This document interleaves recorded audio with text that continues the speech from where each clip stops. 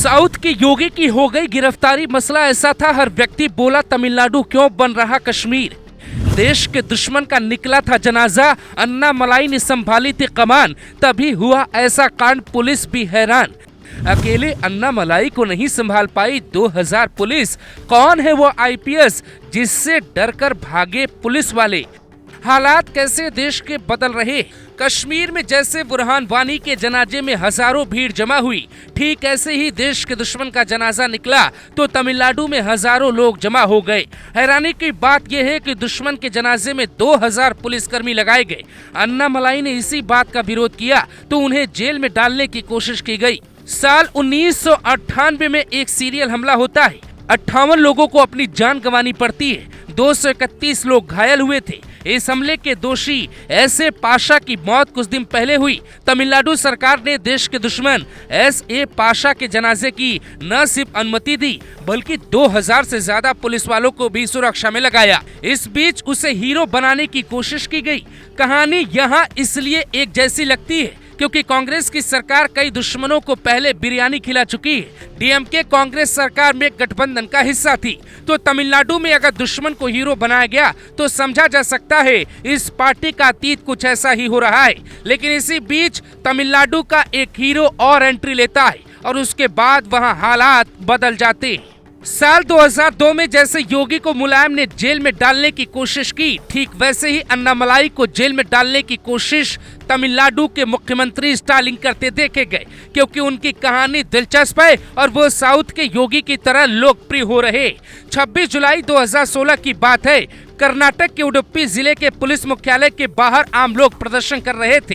Police मुख्यालय के बाहर पुलिस के विरोध में प्रदर्शन तो आम बात है, लेकिन लोगों का ये प्रदर्शन वहां के तत्कालीन एसपी अन्नामलाई कुप्पुसामी के समर्थन और उनके तबादले के विरोध में हो रहा था। अगर ऐसा एक बार हुआ होता तो कोई बड़ी बात नहीं थी, लेकिन दोबारा 16 अक्टूबर 2018 को कर्नाटक के चिकमंगलूर जिले के पुलिस मुख्यालय के बाहर भी ऐसा ही प्रदर्शन होने लगा। इस बार भी एसपी के समर्थन में और इनके तबादले के विरोध में लोगों का कहना था कि ऐसा ईमानदार अधिकारी मिलना मुश्किल ही नहीं, नामुमकिन है। अन्नामलाई के लिए कहा जाता है कि वो जहां भी जाते लोगों के चहेते बन जाते। वो काम ही कुछ ऐसा करते थे। 17 जून 2015 की बात है। अन्नामलाई को कर्नाटक के उडुपी का एसपी बनाया गया। 6 महीने ही बीते थे कि यहाँ 17 साल की बच्ची के साथ गलत हो जाता है। उस बच्ची की माँ अन्नामलाई से पूछती है, क्या तुम मेरी बच्ची को वापस ला पाओगे? अन्नामलाई एक जवाब देते हैं। एक अखबार में उनका जवाब छपता है। इसका जवाब देना बहुत मुश्किल था। एक माँ की आंखों में देख के जवाब देना, जिसकी 17 वर्षीय बेटी के साथ गलत हुआ और फिर हत्या कर दी गई। मैंने उनसे कहा, नहीं, मैं ऐसा नहीं कर सकता, लेकिन मैं ये सुनिश्चित कर सकता हूँ कि वो सबके दिलों में रहे, सबको याद रहे। अन्नामलाई ने बिंदूर तालुका में 10वीं कक्षा की परीक्षा में टॉप करने वाली छात्राओं के लिए पीड़िता के नाम पे अक्षत देवाडिगा छात्रवृत्ति की शुरुआत की, जिसके तहत हर साल 10,000 रुपए दिए जाते हैं। अन्नामलाई को यूपी और योगी दोनों से खास लगाव है, ये भी वो बताते हैं। तमिलनाडु बीजेपी अध्यक्ष अन्नामलाई ने इंजीनियरिंग की पढ़ाई की, उसके बाद एमबीए करने आईआईएम लखनऊ पहुंच गए। एक इंटरव्यू में अन्नामलाई ने इस पे बात की। आईआईएम में एडमिशन लिया, लेकिन उन्हें लखनऊ केंद्र मिला तो वो हैरान हो गए। उत्तर प्रदेश मिलना मेरे लिए सदमे से कम नहीं था। सुना था कि वहाँ लोग 5 रुपए के लिए मर्डर तक कर देते हैं, लेकिन जब मैं वहाँ गया तो मेरी ये सोच हमेशा के लिए बदल गई। इसके बाद वो आईपीएस बन जाते।